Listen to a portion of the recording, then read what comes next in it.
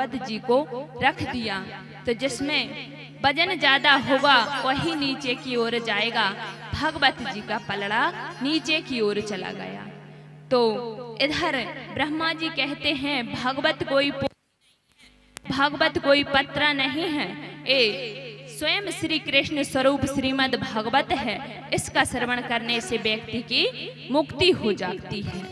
इधर व्यक्ति का जीवन धन्य हो जाता है।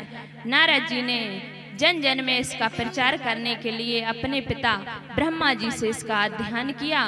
और लेकिन सप्ताह श्रवण की विधि तो इधर क्या है, ये तो संत कुमारों से नारद जी ने संत कुमारों से सुना था। अब तो शौनकादिक ऋषि बोले। अब शौनकादिक ऋषि कहते हैं संत कुमार तो ऐसे संत हैं जो कभी घूमते नहीं हैं, और नारद जी ऐसे हैं जो कभी एक जगह बैठते नहीं हैं। तो इन्होंने संत कुमारों से भगवत श्रवण कैसे कर ली, आप कृपा करके हमें बताइए। तो इधर श्री सूत जी कहते हैं एक बार देव ऋषि नारद बड़ी तीव्र गति से दौड़ते जा रहे थे। तो बद्री धाम में विराजमान चारों भाई श्री संत कुमार जी चारों भाइयों ने श्री नारद जी को देखा। तो नारद जी को देखकर नारद जी क्या बात है, आप कृपा करके हमें बताइए कि क्या बात है। जो व्यक्ति सदा रोता हुआ हो अगर आप उसे मिल जाओ तो वो व्यक्ति हंसने लगता है, परंतु आप जैसे संत स्वयं इतने दुखी होंगे तो व्यक्तियों का क्या होगा, संसार के लोगों का क्या होगा, आप कृपा करके हमें बताइए। तो इधर नारद जी कहते हैं कि मैं पृथ्वी पर आया, पृथ्वी को सबसे श्रेष्ठ मान करके मैं यहाँ पर आया, परंतु पृथ्वी पर आकर के मैं हरि क्षेत्र में गया, कुरुक्षेत्र में गया, सेतु बांध रामेश्वर में गया, परंतु संत कुमार जी मैं सत्य कहता हूँ मुझे कहीं पर भी शांति नहीं मिली। तो देखिए संत कुमार से बोले कोई सत्य नहीं बोलता।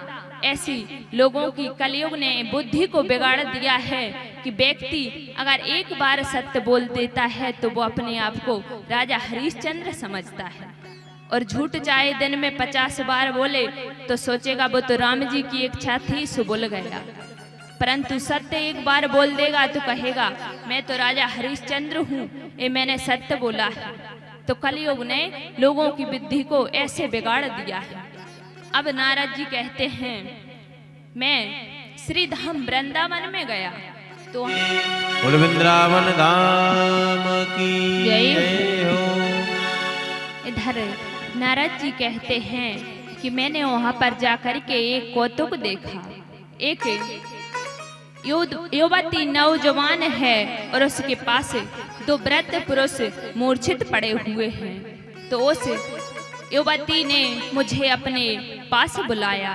तो उसने अपने पास बुला करके वो युवती कहने लगी ये मेरे दोनों पुत्र हैं, ज्ञान और वैराग्य इन पर श्री धाम वृंदावन में आते ही बुढ़ापा आ गया और मैं भक्ति देवी हूँ, आप मेरे कष्ट की निवृत्ति कीजिए। तो नारद जी ने वहाँ पर वेदांती का पाठ किया, वेद का पाठ किया, परंतु कुछ भी नहीं हुआ। तो नारद जी को उसी क्षण आकाशवाणी हुई कि ज्ञान वैराग्य के बुढ़ापे को दूर करना चाहते हो और भक्ति माता के कष्ट की निवृत्ति करना चाहते हो तो सत्कर्म करो। ऐसी आकाशवाणी हुई। अब नारद जी कहते हैं संत कुमारों से मैंने हर जगह पूछ लिया परंतु कोई मुझे सत्कर्म के बारे में बताता नहीं, आप कृपा करके ऐसी कोई उपाय बताइए जिससे ज्ञान वैराग्य का बुढ़ापा दूर हो जाए और भक्ति माता के कष्ट की निवृत्ति हो जाए। संत कुमार बोले वेद वृक्ष है और भागवत का उसका पका हुआ फल है। तो इधर श्रीमद् भागवत की कथा से ज्ञान वैराग्य का बुढ़ापा दूर हो जाएगा। तो इधर नारद जी के मन में एक बार संकोच हुआ कि मैंने वेद वेदांती का पाठ कर दिया परंतु फिर भी ज्ञान वैराग्य का बुढ़ापा दूर नहीं हुआ।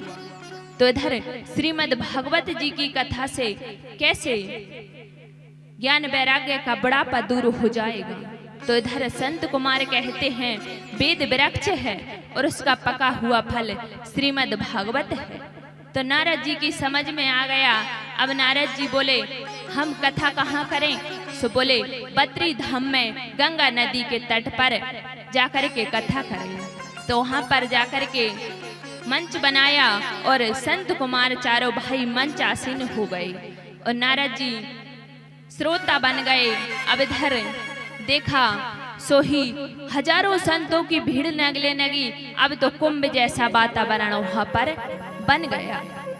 इधर देखा अब नारद जी ने कहा भक्ति माता आप आवो, आपके कष्ट की निवृत्ति हो जाएगी।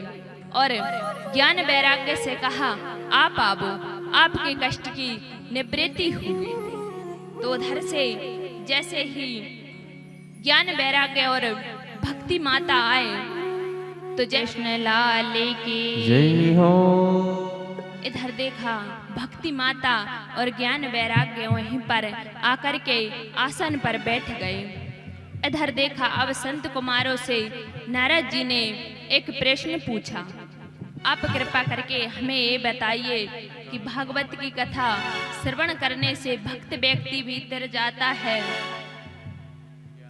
और कैसे कैसे व्यक्ति भागवत की कथा श्रवण करने से मुक्ति प्रदान कर लेते हैं।